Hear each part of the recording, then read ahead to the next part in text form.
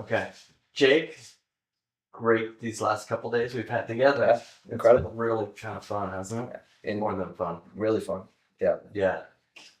Um, can you kind of just for people that don't know, can you kind of let everybody know who you are, what your history's been, that kind of Sure. stuff? What brought you, caused our paths to come together? Yeah. So I been playing golf my whole life. Played collegiately at Colorado State and turned pro in 2019. Okay. Kind of a funky start to the pro year or pro career with I didn't get through Q school in 2019 and then COVID hit, so had an extra year there. Got through Q school in 2021. Um, had conditional status on the Corn Ferry. Played 12 events that year. Gotcha. Yeah. Lost my card. Went back to Q school. Got it back. Got back through final stage. Played only I think 8 events or 9 events that next year. And then unfortunately I had some stuff happen where I didn't get to play in 2024. Gotcha. So kind of took that as a year to get right, and I started working with a guy named Jeff Salzenstein down out in Denver, who ultimately got us connected. And I was talking to Jeff at the end of 2024 and wanted to really lock some stuff in and get back on the Corn Ferry, and he got us connected and just started the PGA Tour America season for 2025. When Jeff first kind of introduced this to you, like, hey, I want you to meet this doc that works with the brain kind of thing. What was kind of your expectation? I mean, you've been around golf and all kinds of stuff your entire life. You've seen all kinds of things. So what was kind of your perception of what was coming?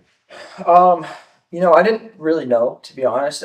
Jeff really pushed it hard though, and he was pretty adamant, like, "Hey, I really think this could help you." Yeah. And so with that being said, flipping that switch and kind of locking in, feeling a little bit more, I was way more open minded. Yeah.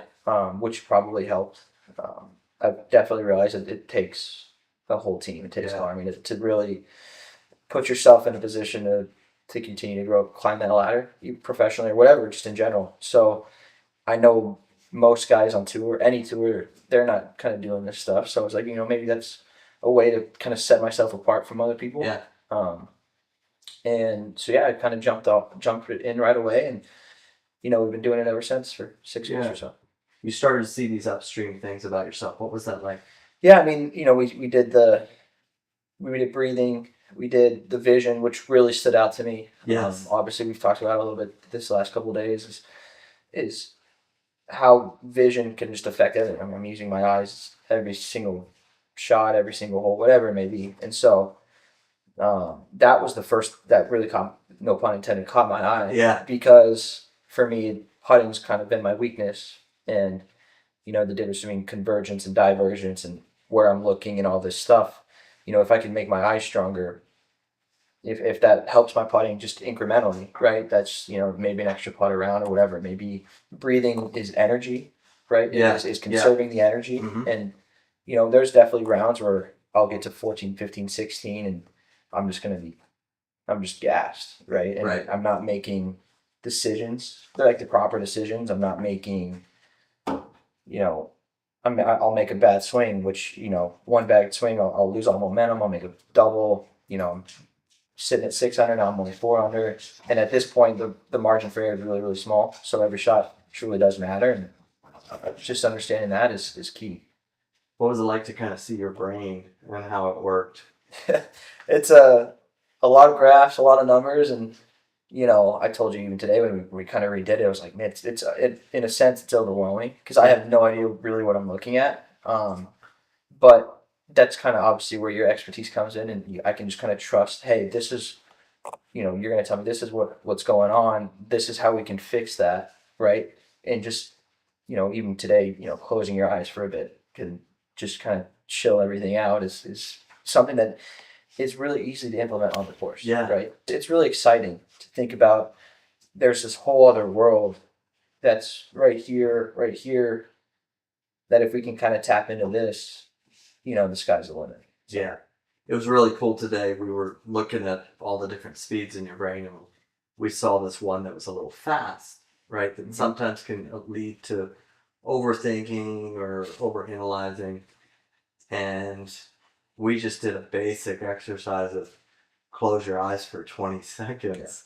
And we could literally watch on the screen the fast wave come down and all your creative waves went up, which was like, whoa, that was really cool, right? So then it's like, well, how do we, if we know that that's what triggers that, and we don't want to get stuck in this too obsessive state, how do we take that on the course and say, okay, where can we implement something that would bring that down and bring the creativity? And then other times I might want a little obsessiveness so I can turn it on and off. And I think most athletes across the board, they just hope that they wake up in the zone. Yep. You know, I hope the day is the day I'm in the zone. And we've been talking about a lot. We're increasing the probability of you being there no matter what's going on in the environment. Correct. Right? Okay. Yeah. I mean, there's days where sometimes, even last week when I was playing, there's on Saturday, I just didn't really feel like I had it. And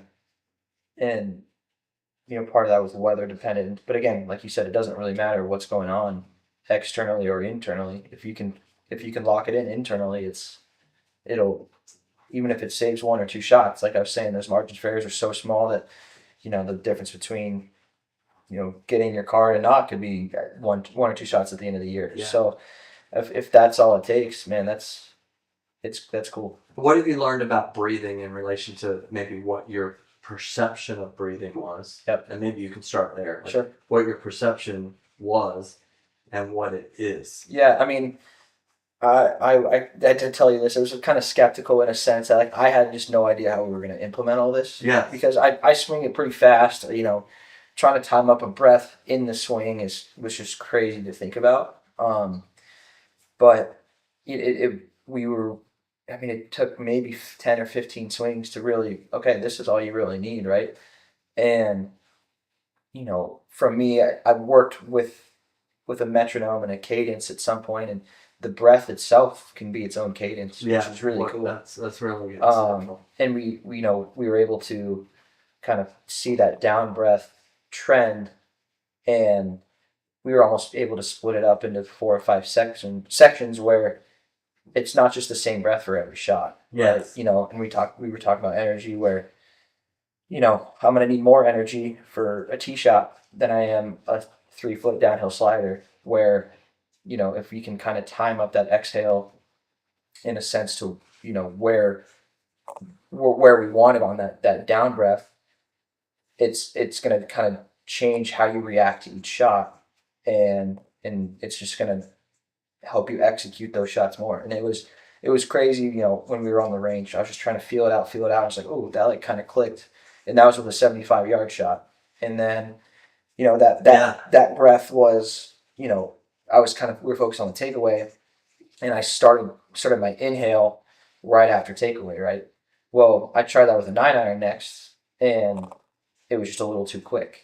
And so I needed to start the breath right at my takeaway. And then, I tried again with 6-iron, and that was about the same. But then we get to driver, and if I start the breath at the takeaway, the timing just wasn't right. So I had to start my breath before my takeaway, just because it's just a faster club. And we kind of we were able to level that out, and then we obviously moved to chipping and putting, and it's all kind of different. But we're getting to the same point. It just, the breaths are starting in a different place. Yeah. What's it like to actually have it less about swing thoughts and these other things, and for it to be more about laying this foundation of breath that's your guide? Sure. You said metronome. Yeah. But he's kind of guiding you through the whole round of golf, or that's what we're kind of putting together. Yeah, there's so many external things going on in a tournament, right? And you want to perform your best. You want to hit the best shot you can at the right time. And I think not just me, I've seen it with everybody, and I'm sure everybody feels like this at some point, where you have a shot. Oh, I should execute this shot pretty easily, and then you don't, and then it just compounds from there, and you make a bogey on a par 5 when you had 7-iron in or something like that. And I think almost just taking those thoughts out, and it's just, like you said today, I've been doing this for 20 plus years now already. Yeah. and I'm just going to kind of rely on what I've done and rely on my practice and rely on my skills. And so instead of clouding your head with, well, this could go wrong or this could go right, or we have to execute this, it's just straight breathing. You're just so focused on the breathing, which then puts you in the present, right? Once you're in the present, none of that matters, right? I've hit 400,000 7-irons in my life. What's another one? You're standing in the middle of a par 5, right?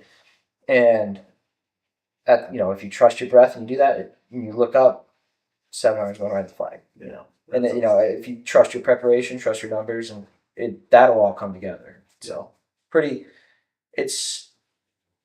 want to say it's comforting knowing that it doesn't have to be as stressful as we make it on the course. Right. Right. So. Yeah, we did a little exercise on the putting green. Did your 3 or 4 breath routine. Yeah. What happened? I mean, it was crazy. We were talking about being athletic, and if you're a basketball player, you're not looking at the ball. You're not trying to do all this thing when you're catch and shoot 3, right? You're just kind of reacting to going up. Or if you're throwing a baseball, you're not looking at the ball, like where your arm angle is to then throw it to your buddy. You pick the ball up and you throw it. There's really no difference between that and putting. So what we did on the putting green was we focused on 3 breaths, a breath to kind of, I'm down reading the putt, a breath when I stand up, and then my what we call my shot breath. Yeah. And I look up, and I didn't really read the putt necessarily. I go, okay, it's a left to righter. I look up, perfect speed, back the cup in from 15 feet. So we dropped the ball, did the exact same thing, really just took all thought out of it. I didn't even line the ball up; it was just there. And same thing, perfect speed, back the cup in too. And I did it 3 in a row, and I'm like, man, it made it a lot simpler, right? Yeah. My brain wasn't clouded. Oh, I have to hit it exactly here. I have to line it up exactly here. This is the exact speed I have to hit it. It just becomes way more reactionary.